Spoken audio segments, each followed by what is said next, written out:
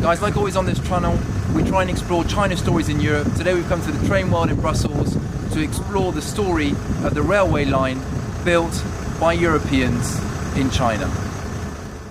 Folks, we're here at the Beijing Hankow exhibition at the train world in Brussels, Belgium.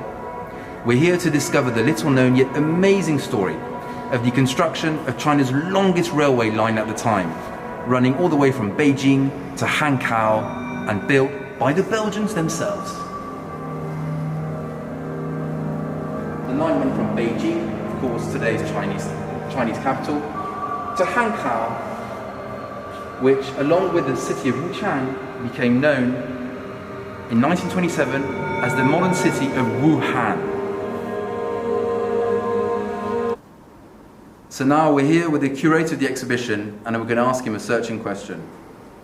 Thierry, what is the story behind this exhibition and why do you find it personally so interesting? So it's actually a crazy story because you have to imagine at the end of the 19th century there is a small team from engineers from Belgium that go all across the earth to go to China to build 1,400 kilometers of railways, so the longest railway line at that time, and they transport all the materials from Belgium. They travel up and down for 7 years to build that railway line, so it's really incredible as an industrial story. So the railway was built at the end of the 19th century. It was inaugurated in 1905. It was 1,400 kilometers long. It went all the way from Beijing to current-day Wuhan.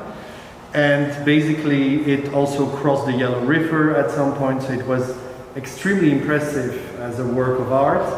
And here on this picture, actually, we see the inauguration of the railway line, when the rolling stock was there, ready to leave.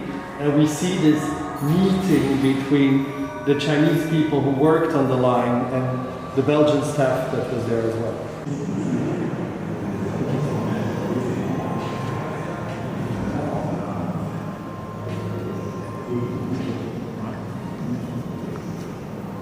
Yes, so we're standing here in front of a Type 51, which is the type of steam locomotive that was exported from Belgium all the way to China to actually drive on the line between Beijing and Hankow.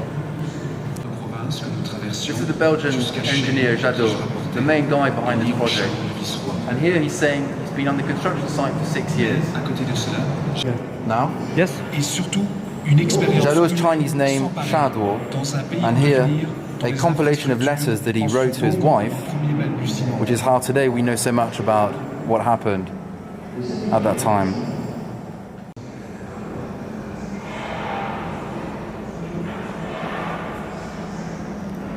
This is the bridge of more than 3 kilometers that was built over the Yellow River, and the surprising thing is small parts of this bridge are still standing there today. This is a train timetable for the 1st of June 1924. And as you can see, the very first stop is Peking Tianmen. And the fourth one is Lukaoqiao, which is of course today known as the Marco Polo Bridge.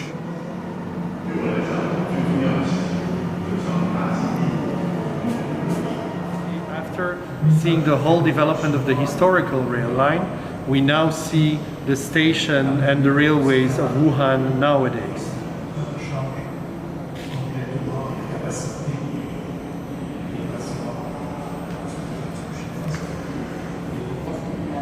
Behind me here is a picture of Wuhan station with a train there, Hao. And actually it's interesting because it reminds me a lot of my experiences when I was traveling on these high-speed trains across China when I was still a young graduate, going from one part of the country to the other on these trains, pinging you from north to south to east to west. And it's quite moving actually to see these pictures and to see a lot about the historic site as well and how this came about really. So it's very moving on a personal level as well. It's quite fitting to end this trip with this beautiful picture here of Wuhan Station and all the bullet trains. And of course the historic railway line has now been replaced with a modern railway system.